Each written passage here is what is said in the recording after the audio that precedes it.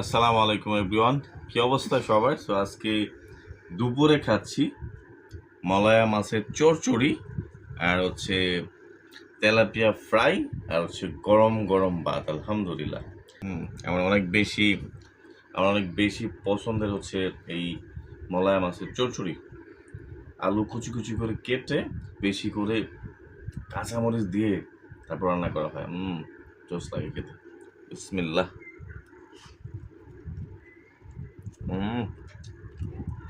মাশাআল্লাহ,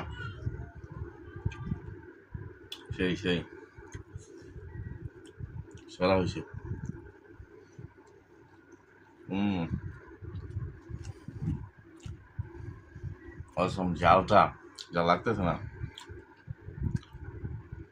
পুরো মারাত্মক। হুম জোস। Tilapia fry.